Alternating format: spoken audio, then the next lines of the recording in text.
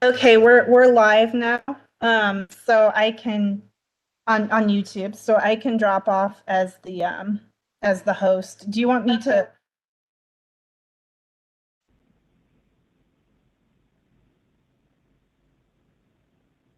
So do you want me to make Bertha host or Laura host? If you can add Berta as a co-host, please. Okay. It'll let me add her as a presenter, but it won't let me make her a co-host. Okay, let's just leave it as is then. Okay, if Kelly drops off, I can move it over to Bertha.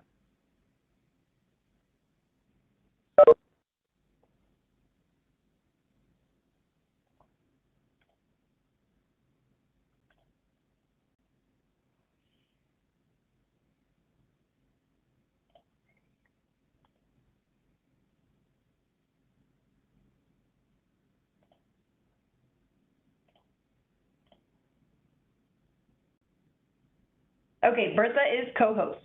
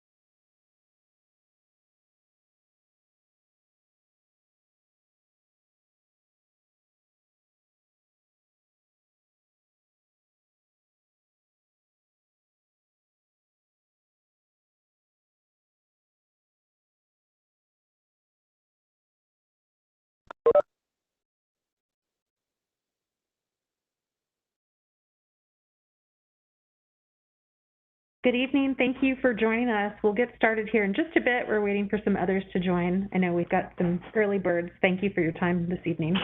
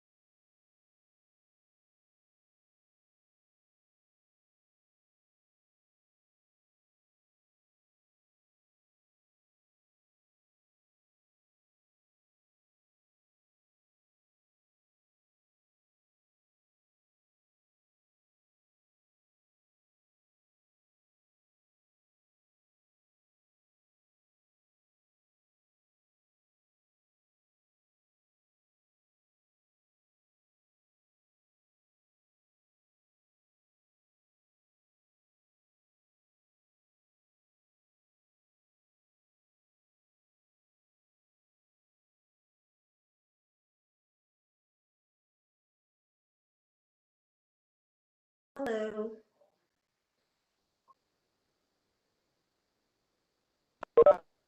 Hi, Councilwoman. I think a few folks are still logging on, and then we'll get started.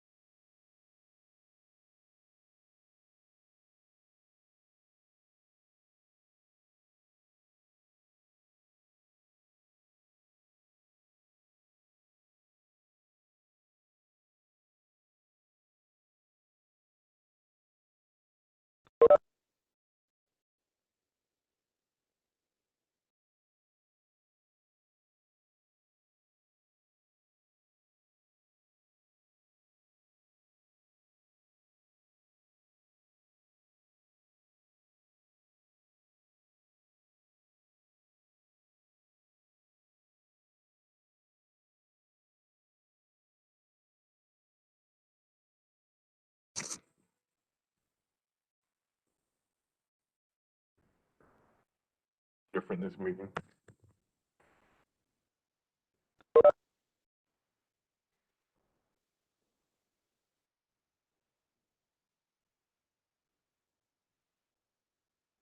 Oh.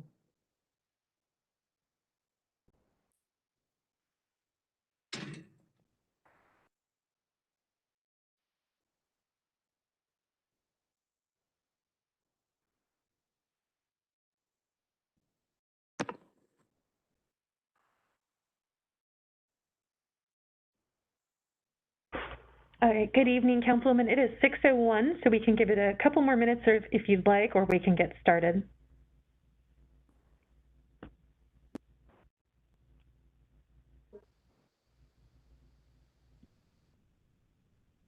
We can start at 6:05.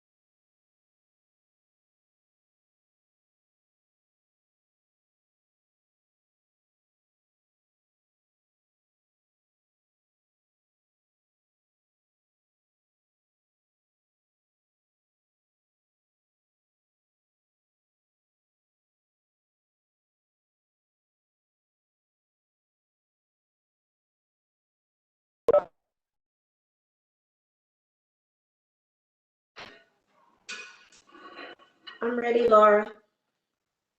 All right, well, good evening, everyone. It is officially 6:05. We're going to go ahead and get this meeting started.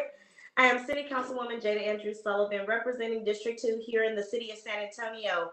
It is an honor and a pleasure to see each and every last one of you. I see some wonderful faces that I have known for the past 2 years that have been doing some extraordinary work here in our district and in their neighborhoods.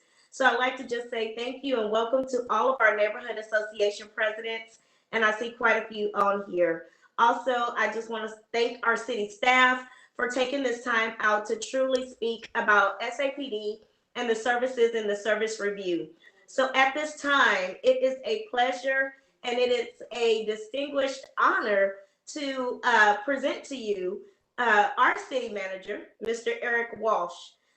Thank you so much, Eric, for continuing to step up and speak up and be a very present in the city of San Antonio, not just at the dais, but here in our And we look forward to what you have to bring to us, and go ahead and get this meeting started. Thank you so much.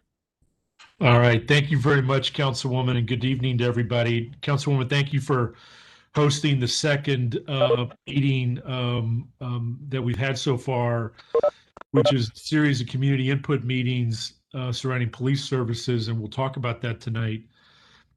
As part of this year's budget process, I outlined to the council in the proposed budget kind of a multifaceted approach to look at police services, community expectations, and how we address a number of foundational issues within the department, especially when it came to training or discipline, and making sure that we are aligned for the future. It certainly is a conversation that began occurring in a lot of municipalities last summer. But I think we've taken a very thoughtful approach to be very focused on making sure that we're getting the input of the community and recognizing that it is a core service that the city provides in public safety. We want to better understand what you, the residents, expect when you interact with SAPD. We also want to take a look at how certain calls for service should be addressed, so we can mitigate hazards for not only the public, but also officers that respond to certain calls. Tonight's meeting is one of many that we're having throughout the city over the next couple of weeks. So we thank everybody for taking time to join us tonight. Deputy City Manager Maria Villagomez and Assistant City Manager Dr. Colleen Bridger we'll be going through kind of what we've done to date. We did conduct a scientifically valid survey that we'll share with you tonight. But more importantly, and this will be part of Dr. Bridger's portion, we want to get additional feedback from the residents that are on tonight.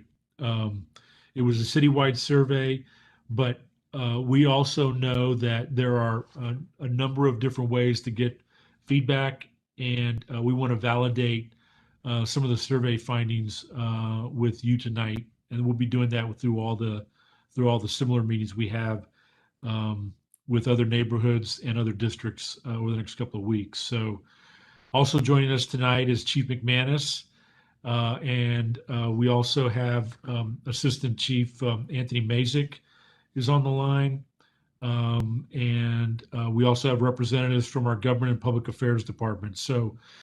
That's just kind of a brief intro. I'm going to hand it over to Maria, who will kind of cover some of the basic highlights, and then we'll hand it over to Dr. Bridger to get some direct feedback from each of you tonight. Maria?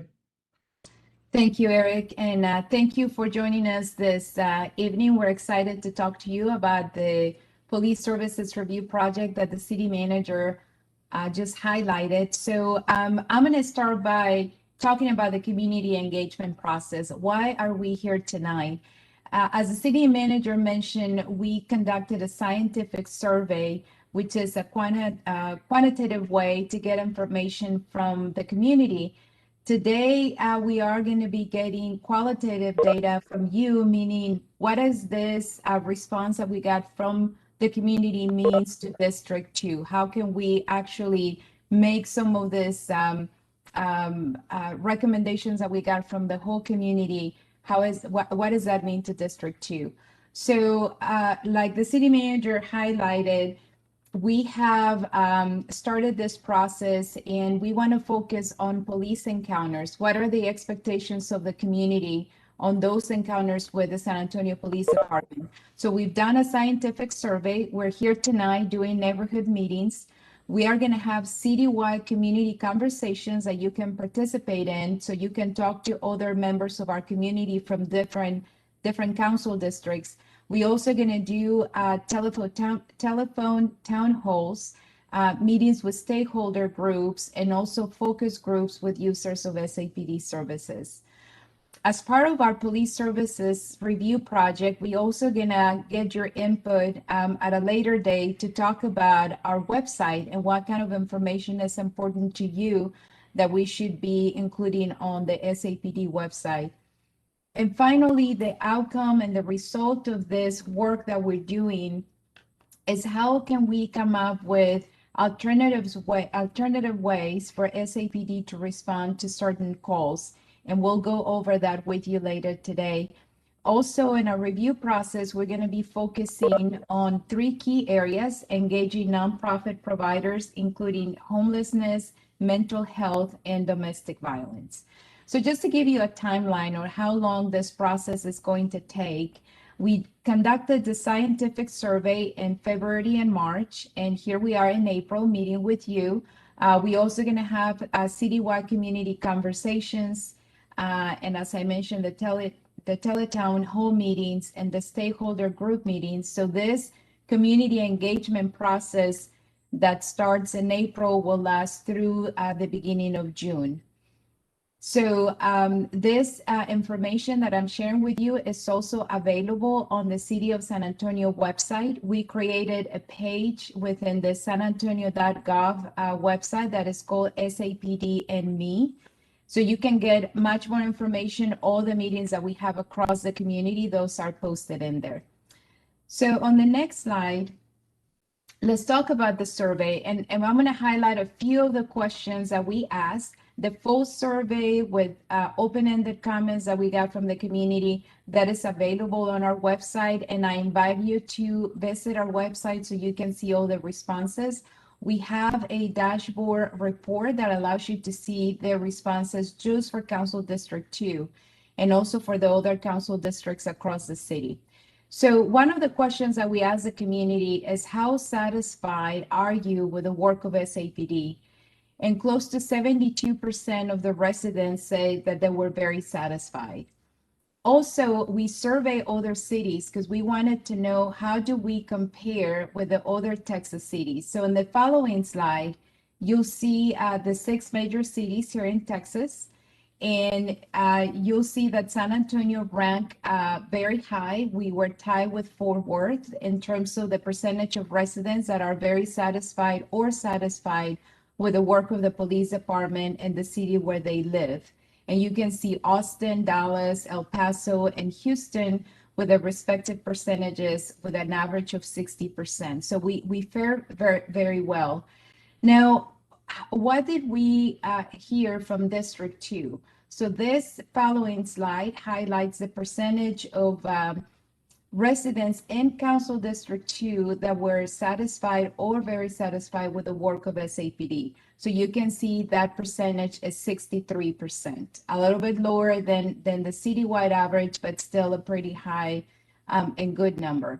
Another question that we asked the community on the following slide is, how safe do you feel in your neighborhood during the day?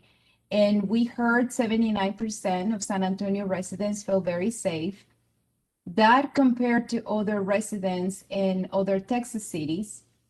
In the next slide, you can see that San Antonio did really well. We were actually the highest percentage, followed by El Paso and Fort Worth. And you see the other rankings for the other cities, and the average was 73%. So we fare really well. So in the following slide, in District 2, 75% feel very safe or safe in their neighborhoods during the day. So that this is a response that we got directly from District 2 residents. Now on the next slide, another question we ask is, how do you think the visibility of police in your neighborhoods should change? And citywide, what we heard is 56% of the residents think the visibility of police in their neighborhoods should increase or greatly increase. So again, this is citywide. Now let's look at what District 2 told us. And I'm sorry, compared to the other cities, on the next slide, 56% is San Antonio, and you'll see as we compare to other cities. So other cities thought the visibility should increase more than it did in San Antonio. So that means that we are at a pretty good percentage here within our community. So now let's look at District 2. What did District 2 residents say? So District 2 percentage was a little higher than the citywide average, as 62% of District 2 residents think that the visibility of police in District 2 neighborhoods should increase or greatly increase. So again, this is specifically to District 2. Now, another question we ask, which is the core of the work that we're doing, is the level of responsibility that SAPD should have for some of the 911 calls that we respond to. So on an annual basis, we respond to over 2 million calls that come to our 911 call center. And we asked a series of questions if the community thought SAPD should have primary responsibility, shared responsibility, backup to other departments perhaps, or other agencies, or no involvement on calls. So the 16 types of 911 calls that we asked the community, you'll see at the bottom of this chart, which has a box in red. Those appear to be the calls that the community citywide, they think that they should be handled by perhaps some other method or some other way rather than SAPD. Parking violations, graffiti, enforcement of public health orders, mental health, and barking dogs. So on this following slide, it just summarizes those calls so you can see them with a larger print. Those are the 6 calls that the community at large thinks that SAPD should have less of a primary responsibility. So what we would like to do tonight is hear from Council District 2. If we were following what the community at large indicated, how would you prioritize these calls? So what I'm going to do next, I'm going to turn over the presentation to Dr. Colleen Bridger, and she's going to guide us through the second portion of the presentation. And then after that, we're going to open it up to questions that you may have about the project or about the survey. So Dr. Bridger?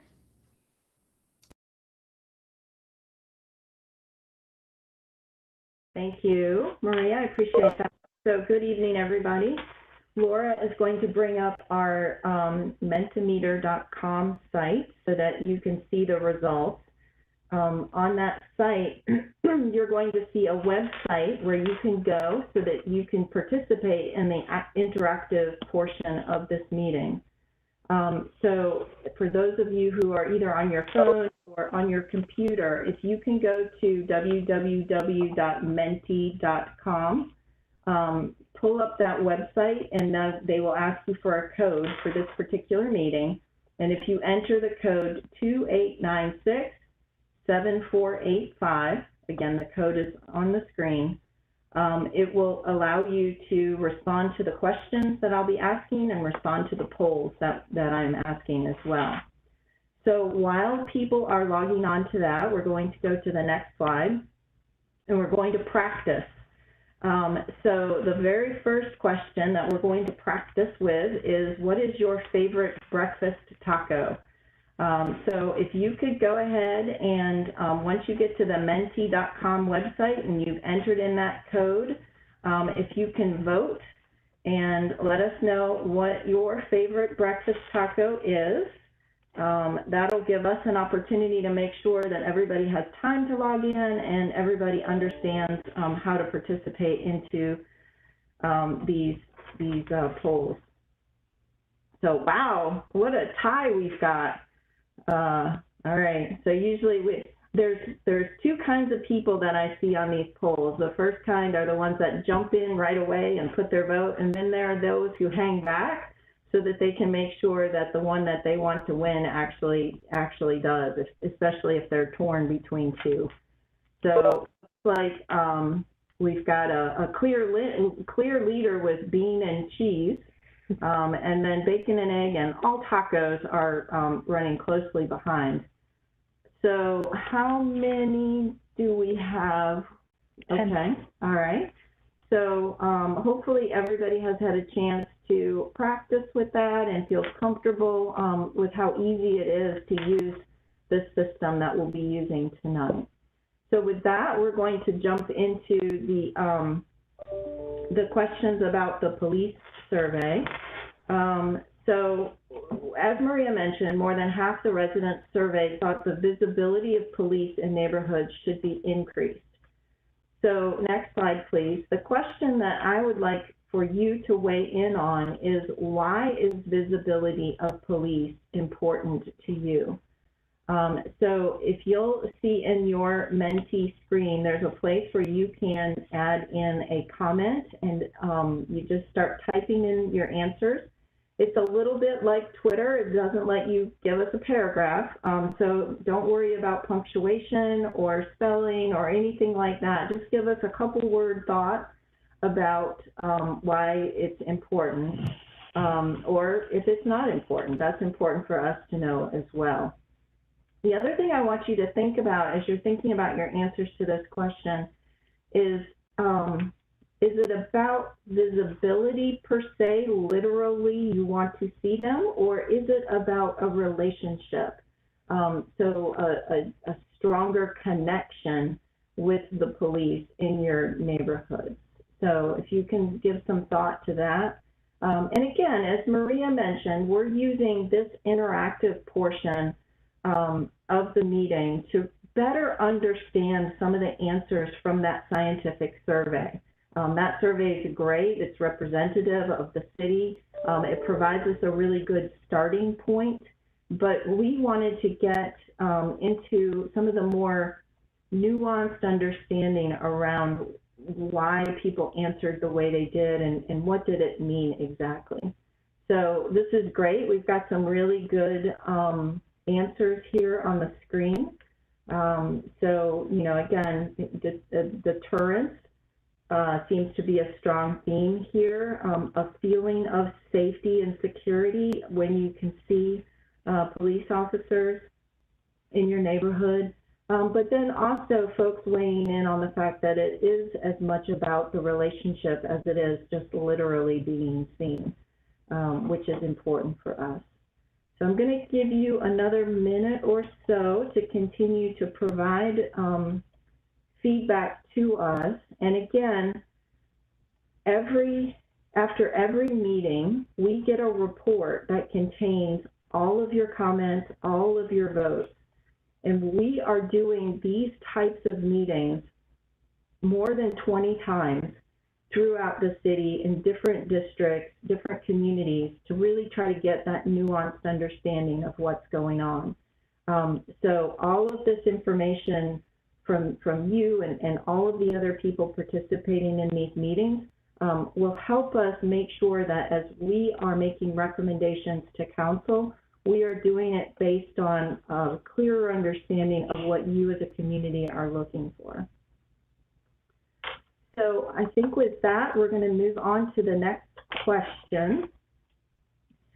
So the next question is related to increasing visibility, but this time we're looking for specific examples.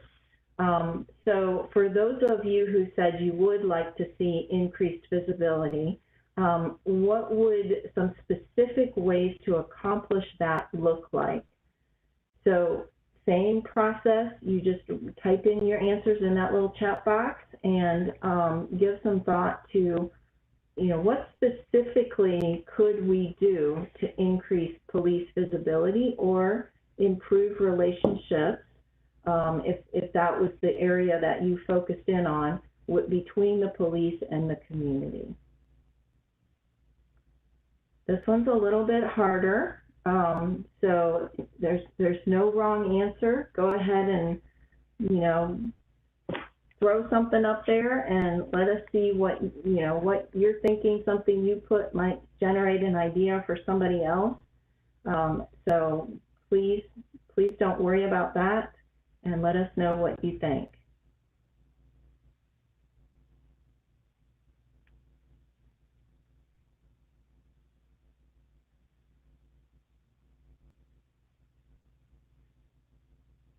So strong theme of not just being in the vehicles or on the bike, but stopping and getting out and interacting with the community. And that's good for us to know. That's good. Eat in the establishments in the area and create relationships.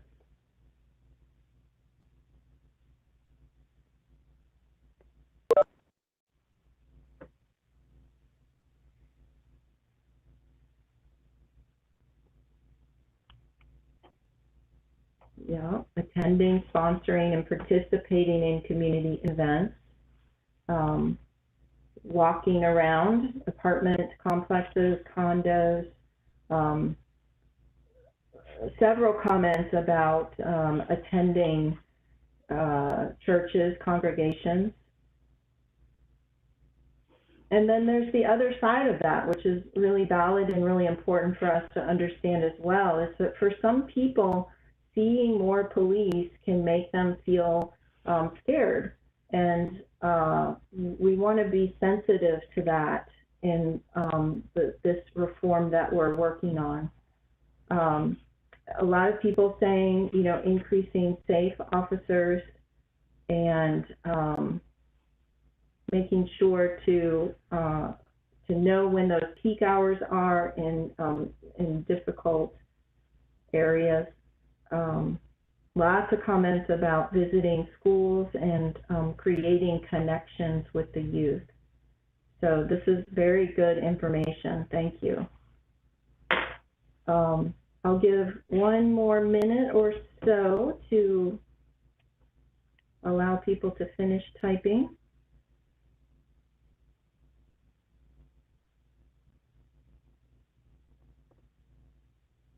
Okay, so we're going to move on to the next part of the poll. So we mentioned the importance of building relationships between the police department and the communities. And in the survey, the researchers asked about 4 specific ways to improve relationships with police. Those 4 ideas that came up were involvement with schools and youth, community-based policing programs, partnerships with nonprofits, and then the SAFE program. So what we're going to do next, next slide please, is if you were prioritizing these, what would you pick as the #1 priority? Where would you want us to start first for how police kind of are able to interact with the community to build that relationship? So go ahead and vote just like you did for your favorite breakfast taco, and that will help us know where to start and what is the highest priority.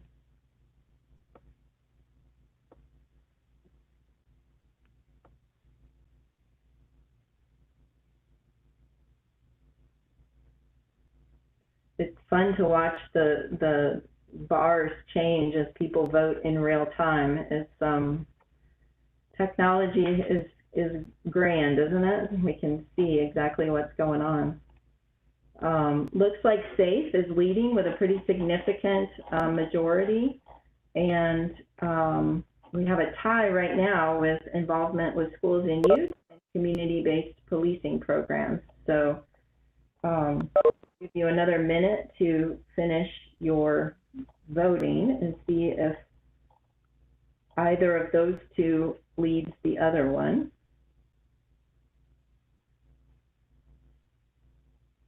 Oh, looks like we might be stuck in a tie. Oh.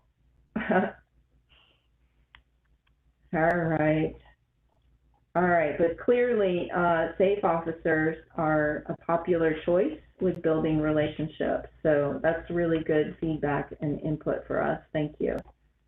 We're going to move on to the next slide and the next interactive piece. So as Maria mentioned, the majority of those that were surveyed listed 6 types of calls where the police department should have a shared or a backup role pretty consistently. So let's look at the next slide.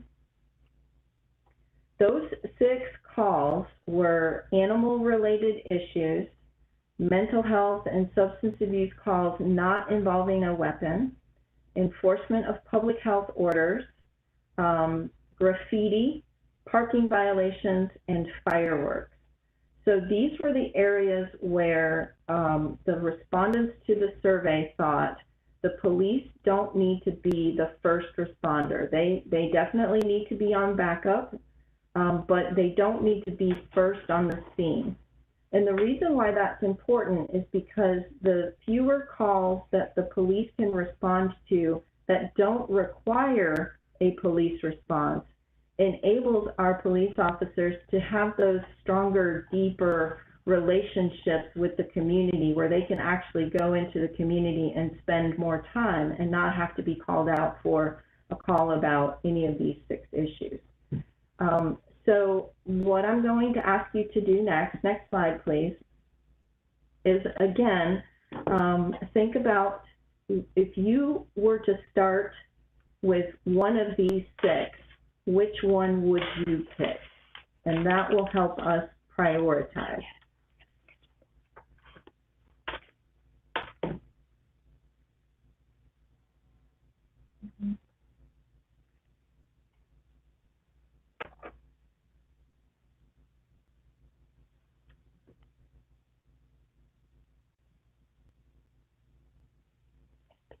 All right, looks like mental health calls are leading right now, followed by parking violations. Oh, parking violations is now tied. Oh, we've got a nice little back and forth there. This is really good information for us. Still looks like the mental health and substance abuse calls not involving a weapon would be your first priority. Second priority would be parking violations. So that's good. I'm going to give you a minute to continue to vote.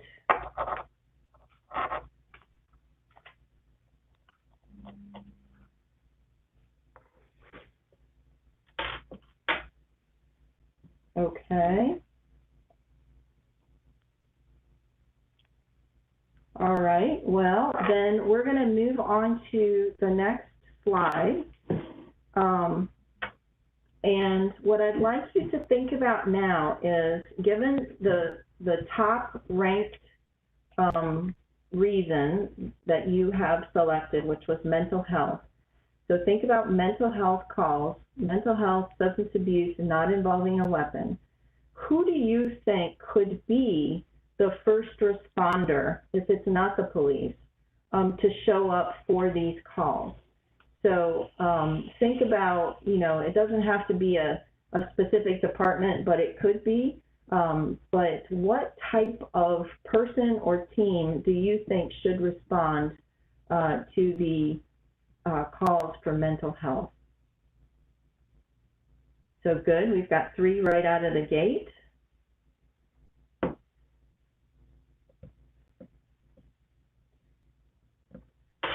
And you can think about non-city employees as well. So if there's a local nonprofit organization who you think could do it, that's okay too. Everything is on the drawing board at this point. So a strong theme here about whoever it is who responds should be a trained mental health provider. Center for Healthcare Services, CHCS. Mobile Crisis Unit.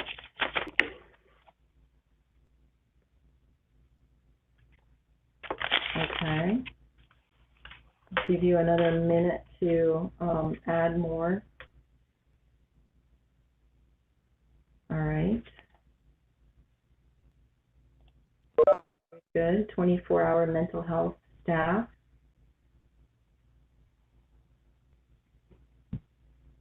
DHS. Okay, very good. Thank you for that information. The next slide, the next set of questions that we're going to ask you is the same question, but for the second highest ranked. item, which tonight is parking violations. So if you think about parking violations, who do you think could be the first responder or the entity or agency that responds to the parking violation calls? All right, we've got towing companies, parking enforcement, CCDO.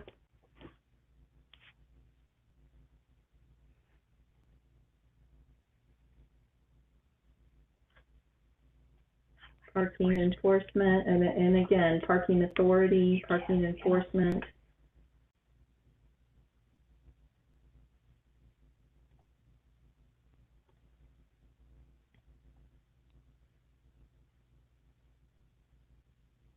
Okay, very good.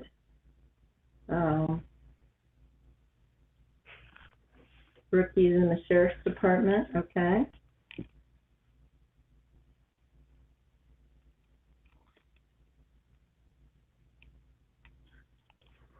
All right, very good. Personal business owners. Yeah, incorporating technology, that's great.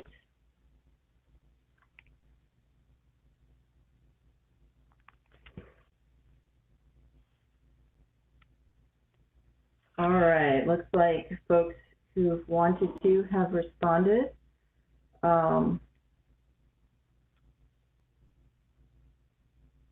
All right, so we're going to move on to our next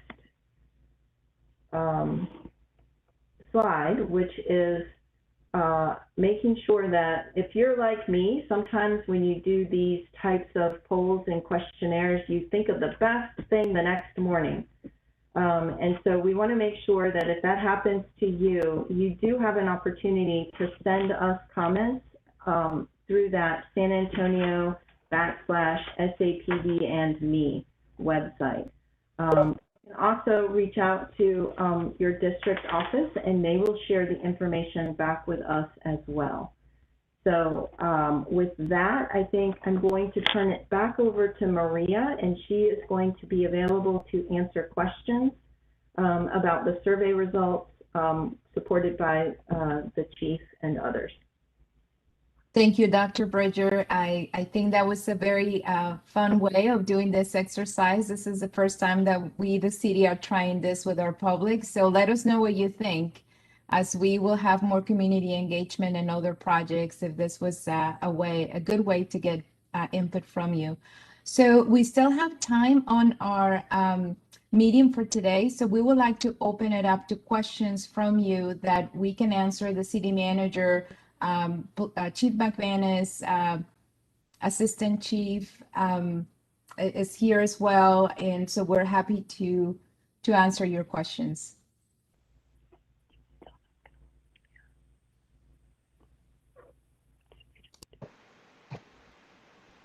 Do we type them or do we just ask them? Whichever way you're most comfortable with. So Shelby, if you have a question you'd like to ask, go ahead. I do have a question. So it's awesome that we are involving community with this, but one of my questions would be, a lot of times at work, we know the people that don't really do the best job because we work with them in and out, and it's kind of notorious that it's you can't speak up against someone that's not doing a very good job. So I would just like to know what kind of support we're giving officers to come forward and step up to say something wasn't right, or I think something should have been done different, without having repercussions like losing their jobs or kind of being shunned. I'll jump on that, Maria, if it's okay. Yes, Chief. So officers are actually required to report when they see other officers doing anything that they're not supposed to do, and all they need to do is report that to their supervisors, or they can call IA, Internal Affairs. But it's not. This is not something that is foreign in the police department, where officers are reporting wrongdoing. They're actually required to do that. Chief, do you want to, Shelby? That's a really good question, and thank you for asking. And you know, aside from the, you know, the general manual requirements and duties that the chief is describing, part of that is making sure that the chief and his command staff are creating the environment where officers um, know that they're not putting themselves or their careers in jeopardy by doing that. And that's kind of the other side of kind of creating that culture of awareness and support within the department, and something that I know the chief and the command staff are really keenly aware of, to make sure that type of support is there. But thanks for the question. Thanks so much Thank for you. y'all's time. Thank you, Shelby. We have a question in the chat here from Anita Franklin, and she asks, do we still do cellular on patrol or similar training in the neighborhoods, or is this risky now? Well, this is the chief. So thanks for that question. So right now, we're kind of on hold for that. And it's actually the name for that now is Citizens on Patrol. Cellular was the name that it used to be, but yes, we still have that program, but right now it's suspended because of COVID. And as soon as that the restrictions are lifted, we'll be back at it. Thank you, Chief, and thank you, Anita, for that question. The next one here comes from Millie, and she's with the East Village Neighborhood Association. And she asks, can we find key SAFE officers who work extremely well with the community and have those officers train SAFE officers on what they do in being successful in working with the community? Yeah, good question. And in fact, when a SAFE officer is assigned, or before they're assigned, they have to go through interviews, and then once they are assigned, they're working with other SAFE officers and SAFE supervisors to understand what exactly their role is and how to do it to the best of their ability. So, Chief, you know, along the lines of that question, you know, I think what Amelia is trying to ask is, you know, how do you ensure, as you go through that process, not you personally, but the department,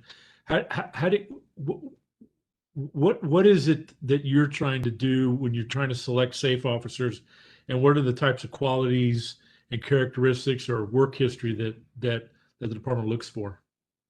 So that's one of the things that we do, is look at work history, look at the disciplinary file, and you know, the interview plays a large part of this, and officers have to have a certain type of personality and a willingness to work with the public in that way in order to be selected for that job. So it's not you know, you just apply and you get the job. There you have to be a certain type of officer with a certain type of personality in order to become a SAFE officer, and that's why and they all do, and that's why you know, they're so beloved by the community. And if we receive complaints from the community about SAFE officers and their lack of responsiveness, they don't stay SAFE officers very long. Thank you, Chief. The next question here in the chat is from Renee Watson, and she asked, did the survey ask how safe do you feel in the evenings and at night in our neighborhood? And if so, what were the results? Sure, go ahead, Maria. I'm sorry. Sorry, Laura. That is a great question. And yes, we did ask that question. And 59% of the residents who were surveyed said that they feel very safe or safe at night in their neighborhoods. And again, if you visit our website, you'll see the results by council district. So 59% was the citywide average.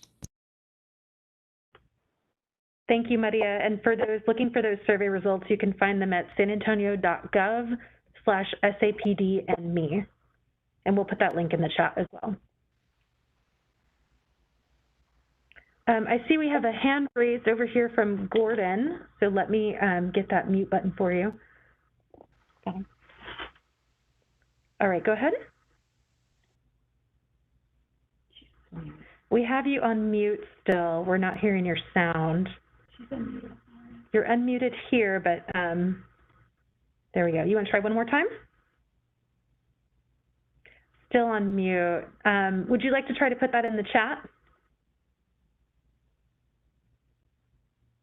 Sorry about that. I think the thing we all miss most of all is seeing y'all in person for these meetings. So we're all adapting. We appreciate you. Hey, Ruben, you don't have any questions for the chief, Ruben?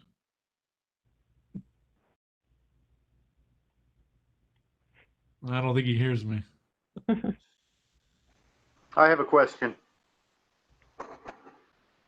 Go ahead, Clint. We'll take your question.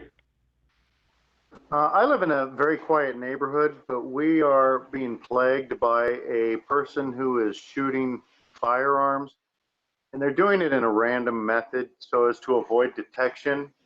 We have the Salado Creek Park, the Greenbelt, adjacent to our neighborhood, and I personally think that it's coming from there, but it would literally require a very targeted presence from the police officers to be able to find this person. For example, Sunday morning, the person was shooting like 2 or 3 guns, and they shot it all at one time within a 30-second period, and that was at 4:55 in the morning. The next day, which was Monday morning, it happened again, but it was one gun, semi-automatic, fired about 20 times, and then that's it, no more. So if we call it in, then the police really have nothing to go from, because we don't even know exactly where the shots are coming from. I'm wondering, how can we do a better job in the neighborhood at trying to get this person to stop, because it is one person. Hey, Clint, if you would text me in the chat feature here your phone number, I'll have somebody give you a call tomorrow. What we'd like to do is see if we can establish a time frame during the week when that happens, and we can have officers pay attention to that. But as you said, it's a very, very difficult thing to stop, and it's, it happens not just where you're talking about. It happens pretty much citywide. But if you text me your number, I'll have someone give you a call tomorrow, and we'll see if we can maybe pin down a time and put some extra officers in the area during that time frame. I appreciate the response, Chief McManus. Unfortunately, I'm in a spot on this app where I can't get to a text mode, but I did speak with our state officer today, Larry Norman, I believe is his name, and so I do have a bit of a relationship, so maybe funnel something to him. He knows who I am. Well, Larry, let me give you my phone number, and anybody else on the call that wants to take it down. It's 210-207-7364, 207-7364. And if you have any issues or concerns that maybe you want to bring up that you can think of after the call, please feel free to call me, and either I will call you back if I'm not there, or someone else will give you a call back if you state what your problem nature is, but we'll get back with you. Your help, Chief. Thank you, Clint, and thank you, Chief, for that response. I'm going to take a question here from the chat. Gordon Grabill, and I apologize if I pronounced that incorrectly, but the question here is, what will the mayor's proposal to defund the police do for the possibility of creating these new groups or affect our current police staff now? So if I understand the question, we don't have any proposals to defund the police.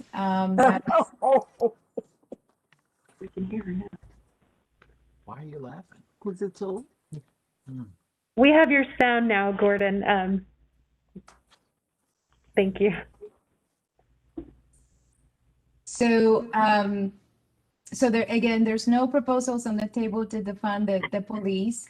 What we are trying to get input from you tonight is potential calls that could be addressed for some other city department or another organization that can partner with SAPD, or that could address one of those calls. So once we have those recommendations and we bring them back to the Public Safety Committee, and Councilwoman Andrew Sullivan, as part of that committee, will be making recommendations that we will eventually take to the full City Council as part of our budget process in August. So if we needed to identify funding, then we will be doing that through that process.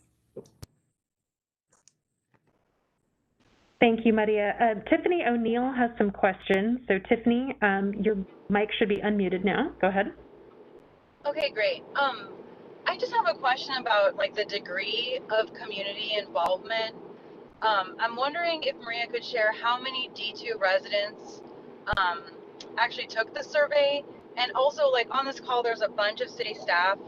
It's really hard to figure out like how many actual residents are on the call to even give input. And I was wondering if someone could kind of just tell me how many non-city folks, like non-city employed folks, are on the call.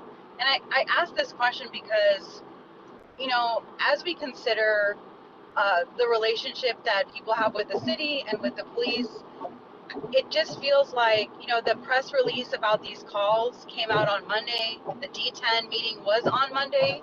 I'm driving home from Houston and tried to get on. If a telephone person, a lot of our residents in D2 don't have internet. You can't chat in. I was unable to participate in the, you know, sharing that, like, which was a significant portion of this meeting, was like responding to really directive comments from the city. And so I say that not to critique, but to just exemplify, like, I'm a person with technology, with multiple apps, with a lot of, you know, exposure to this type of stuff. And it's been really hard for me to engage in a way that I felt was productive. So I'm just curious. I know it's not the end, but I think I just expected there to be more lead time and like differentiated ways for people to engage. And this feels very like checkboxy, like formulaic. We got our meeting, it's done. So I guess concretely, how many people from D2 took the survey? How many non-city staff are on this call? And what further plans do you have to have authentic engagements from citizens about this topic?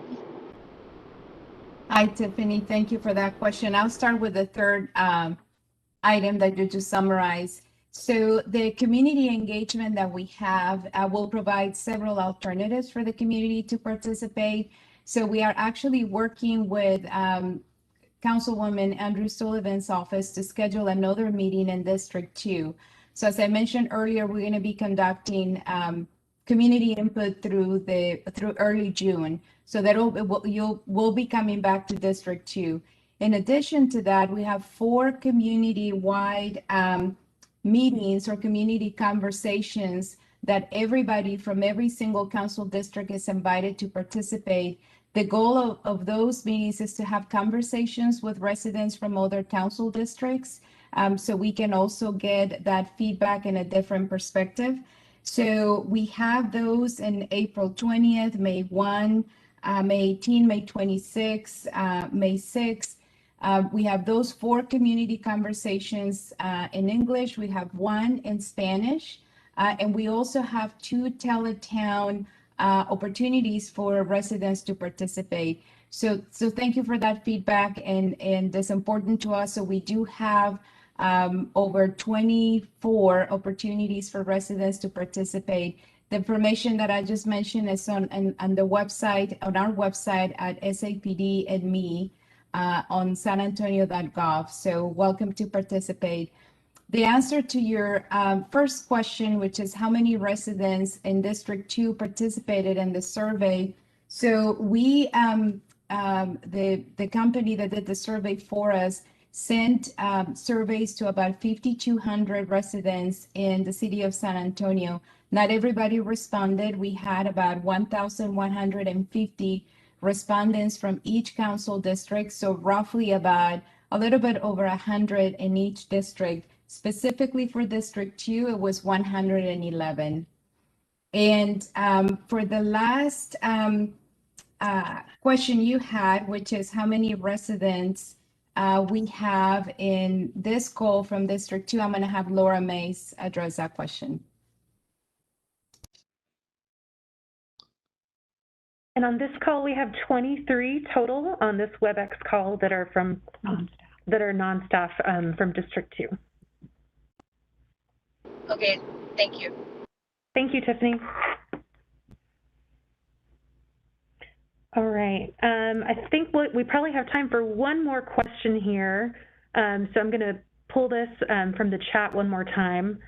And I apologize, these are flowing really quickly here. So, okay, this one came from Cash America was the name that they put in here. Are patrols in the neighborhoods during the night done to prevent burglaries? Let me just answer that generally if I can, but patrols in the neighborhoods anytime during the day or night are intended directly or not to deter any kind of crime, to include burglaries. So the answer would be yes. Thank you, Chief. And I know that there were plenty more questions, so please know if we didn't get to yours tonight, we will follow up with you. So with that, let me turn it back over to Councilwoman Andrew Sullivan to close things out. Thank you so much to all of our staff, our chief, city manager, Dr. Bridger, Maria, Laura, and just all. But most importantly, thank you to each and every last one of our District 2 residents who decided to take part in this WebEx. We know that this is just a first step, and we have many more things that we need to do in order to really have a full and complete conversation. This is just many of the conversations that we will continue to have, especially as it relates to community safety. And so we want to make sure that your voice is heard. If you know anyone that wants to submit a comment, please use the link to submit a comment, which is the www.sanantonio.com/SAPD and me. We really want to hear your comments. We really want to hear your feedback. We know that the survey was sent out in a strategic form, but many of you still have the opportunity to take advantage of making sure your voice is heard. So we don't want you to feel like this is the only time. We know that we are still making strides in community engagement. And so please know that this is just one of the ways you can always contact us and see what's going on. This will also be continuously placed on YouTube if you want to go back and see results that are there.